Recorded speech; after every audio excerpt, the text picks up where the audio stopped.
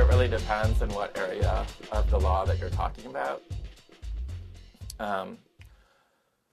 I am a very cautious optimist in this regard, and I get ribbed all the time for being too optimistic by progressive colleagues of mine who really say this is just either corporations beating each other up, or corporations beating up the little guy, or the government beating up the little guy. I think that the reason that I'm such an optimist about this is the context in which I cut my teeth, which is to say, when I look at the gay rights context, I see a tiny minority in this country. So if we look at gays as a group, I mean, estimates range, but they range between 4% and 10%, right? So we have a population that is somewhere between the Asian American population and the African American population in this country, right?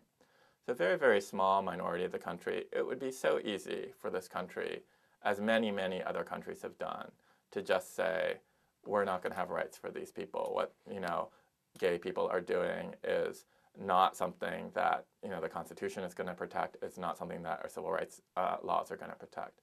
And in fact, when the cases first start coming up before the Supreme Court, this is what our own United States Supreme Court says. So, I was in high school when this case was decided, but in 1986 in Barrs versus Hardwick, a sodomy case comes up for the first time to the United States Supreme Court.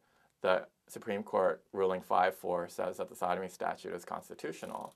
And essentially what Justice White, writing for the court, says is, and here I'll quote, to say that these people have rights is, quote unquote, at best facetious. So he's saying not only that these claims are without merit, but these claims are laughable, they're risible. He laughs us out of court, And that's in 1986. So if you think about what's happened between 1986 and 2 decades later, 21 years later in 2007, the landscape has shifted so dramatically that even within the lifespan of one individual, we see a complete turnaround in the way that this powerless minority is regarded in the society.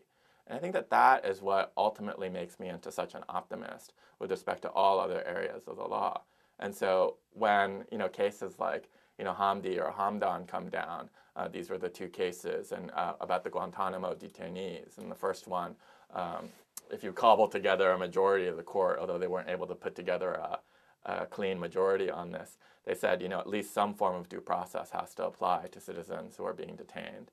And then in the second case, they said that similar kind of due process rights had to be guaranteed for other detainees on Guantanamo Bay. I look at those cases and I think, yes, this is familiar to me. It's the same country that gave me the gay rights cases. Whereas I think other people are always kind of surprised that the Supreme Court is intervening on behalf of an individual, on behalf of the little guy against an overweening government.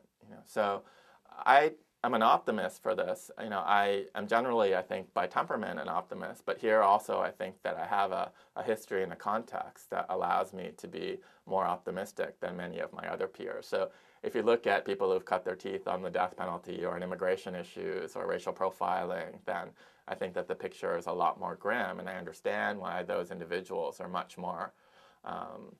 less sanguine about where we're going to go in the future. But I was fortunate enough to be in a particular place in a particular time where there was a litigation explosion in an area I cared passionately about that went my way.